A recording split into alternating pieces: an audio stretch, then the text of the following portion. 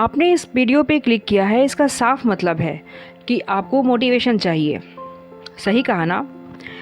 क्या मैं आपसे आज एक सवाल पूछ सकती हूँ कि मोटिवेशन कितने देर के लिए काम करता है, या फिर कितने दिनों के लिए? 1 घंटे के लिए, 2 घंटे के लिए, या फिर पूरे दिन के लिए, या फिर पूरे सप्ताह के लिए? लेकिन फिर आप वही चीज़ रिपीट करते हो ना, जो कई सालों से करते आए हो। लेकिन मोटिवेशनल वीडियोस पे वीडियोस, बुक्स पे बुक्स पढ़ने से या देखने से क्या मिलता है? आपको पता है दुनिया का सबसे बड़ा मोटिवेशनल चीज़ क्या है? आपकी खुद की लाइफ। और सबसे बड़ी मोटिवेशन कहाँ से स्टार्ट होती है? आपकी खुद की फैमिली से। जी हाँ, आपने सही सुना, क्योंकि हमारे आसपास या फिर हमारे ही घरों में जो भी घटनाएं डेली बेसिस पे घटती है ना, उससे ज़्यादा मोटिवेशन हमें कहीं से भी नहीं मिलता है। हमारे आसपास में ऐसी ऐसी चीज़ें होती रहती है ना, हमारे फ्रेंड सर्कल में या फिर हमारे ऑफिस में, जिससे कि हम कहानियाँ सुनते हैं, मेरे साथ ये हो गया, मेरे साथ वो हो गया, तो हम उन्हें सिंपैथाइज करते हैं, अच्छी अच्छी बातें बताते हैं ताकि वो मोटिवेटेड हो जाएं, है ना? ऐसा आप भी करते होंगे। तो फिर हमें यूट्यूब से या फिर किसी बुक से मोटिवेशन चाहिए क्यों? क्या आपको नहीं पता कि आपको अपने लक्ष्य के लिए कैसे काम करना है? दोस्तों, एक चीज़ वीडियो शुरू करने से पहले मैं कहना चाहूँगी कि अगर आप मोटिवेशनल वीडियोस देखते हो, बुक्स पढ़ते हो, इसका साफ मतलब है कि आपके पास कोई ना कोई लक्ष्य है, या फिर जीवन में आप बहुत कुछ आगे तक बढ़ना चाहते हो, करना चाहते हो। तो फिर मेरी एक चीज़ ध्यान से सुनिए, बिना स्किप किए इस वीडियो को लास्ट तक जरूर सुनिएगा। हो सकता है कि कोई भी पॉइंट क्लिक कर जाए और आपकी लाइफ में मिरेकल का काम कर दे। तो चलिए वीडियो को शुरू करते हैं। गाइस, अगर आपके पास कोई लक्ष्य है, मान लीजिए, तो आप वीडियोस को देख देख के या फिर बुक्स को पढ़ पढ़ के कितने दिनों तक मोटिवेटेड रहोगे? सच में अगर आपको अपने लक्ष्य पे बहुत बड़ा काम करना है, तो उसके लिए तो खुद से आपको हर चीज़ पता होना चाहिए कि मैं उस लक्ष्य तक पहुंचूं कैसे। तो डेस्टिनेशन नहीं, सही डायरेक्शन की ज़रूरत है। इस पॉइंट को आप नोट कर लो। डेस्टिनेशन नहीं, डायरेक्शन की ज़रूरत है, राइट? अब मैं आगे बढ़ती हूँ कि अगर आपने टारगेट सोच ही लिया, डिग्री पाने की, या फिर नई नौकरी पाने की, या फिर खुद को फिट करने की, नए रास्ते तक जाने के लिए, तो आपको अपने जीवन को बेहतर बनाने की दिशा में एक बहुत बड़ा कदम लेना है। लेकिन जो हमने पूरा करने का लक्ष्य रखा है ना, उसे पूरा करना बहुत ही चैलेंजिंग हो सकता है ना? तो खास कर उस दिनों में जब प्रेरणा कम हो जाए, यानी कि आप डिमोटिवेटेड फील करें, तो आप उस समय के दौरान अपनी योजनाओं को किस तरह से पूरा करते हैं जब आपको काम करने का मन नहीं करता? हम सभी समय समय पर मोटिवेशन खो देते हैं। ये आपके साथ ही नहीं, सबके साथ होता है, क्योंकि पूरे टाइम मोटिवेटेड रहना इम्पॉसिबल है। तो गाइस, जब भी आप खुद को डिमोटिवेटेड फील करते हैं, उस समय अपने खोए हुए लक्ष्य को वापस ट्रैक पे लाने के लिए क्या करते हैं? इसके लिए मैं आपको छोटे छोटे टिप्स दे रही हूँ, जिसे ध्यान से सुनिएगा। सबसे पहले अपने लक्ष्य को किसी कैलेंडर पे जरूर लिखें और अपने लक्ष्य की ओर काम करना अपनी आदत सी बना लें, और उसे छोटे छोटे लक्ष्य के रूप में निर्धारित करें।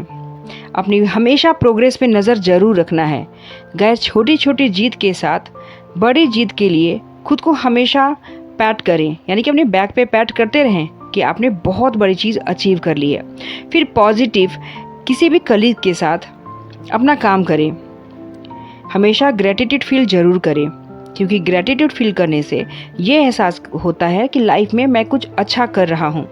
अब अपने मूड को ट्रैक पे लाएं, सही करें, अपने इन्वायरमेंट को भी चेंज करने की कोशिश करें, तो इसे कुछ ना कुछ आपको मोटिवेशन ज़रूर मिलेगा। फिर अपने मोटिवेशन पे काम करना शुरू करें फिर से।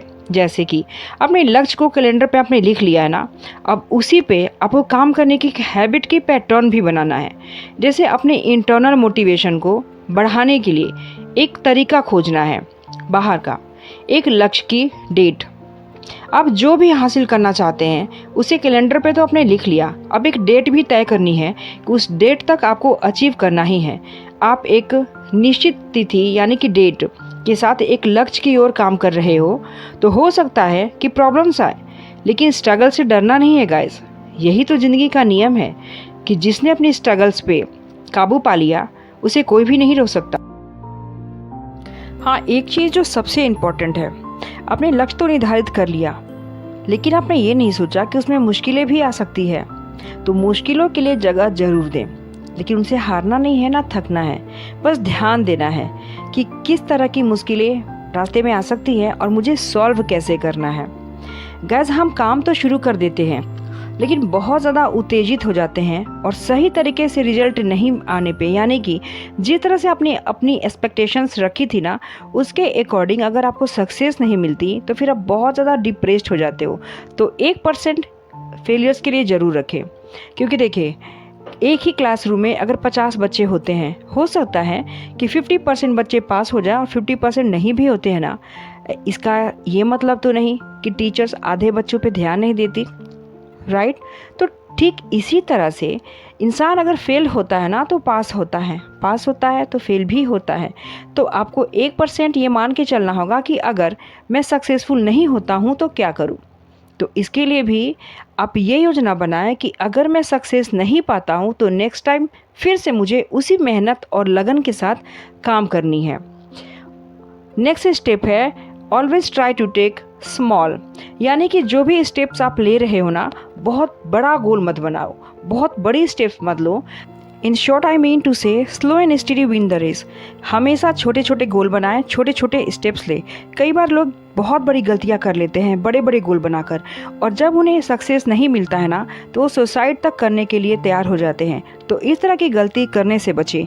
हर किसी की आंखों में सपने होते हैं, हर कोई एक सक्सेसफुल इंसान बनना चाहता है, लेकिन सफल इंसान वही बनता है जो छोटे छोटे सपने देखकर अपने बड़े सपने को पूरा करता है और छोटे छोटे स्टेप्स को फॉलो करके बड़ी स्टेप्स तक हासिल करने के लिए वो रेडी रहता है। तो गाइज़, अगर सक्सेसफुल इंसान बनना है ना तो पहले अपने गोल को लिखना शुरू करें, फिर उस पर काम करना शुरू करें और फेलियर से कभी भी घबराएं नहीं, क्योंकि हमेशा रेस वही जीतता है जिसमें पेशेंस होता है, और लोगों में पेशेंस की बहुत कमी है।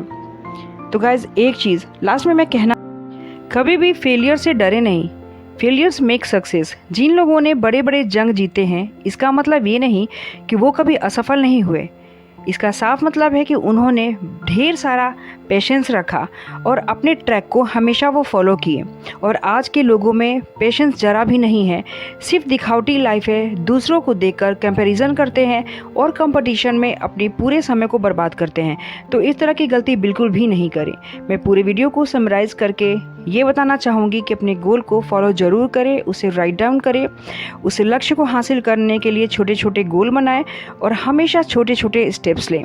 गाइस, फिर मिलती हूँ ऐसे ही एक बढ़िया सी मोटिवेशनल वीडियोस के साथ। तब तक अपना ख्याल ज़रूर रखिए, लेकिन मेरी इस वीडियो पे प्यारा सा कमेंट ज़रूर दीजिए कि नेक्स्ट वीडियो किस टॉपिक पे आपको चाहिए, और लाइक और शेयर सब्सक्राइब जरूर कीजिए।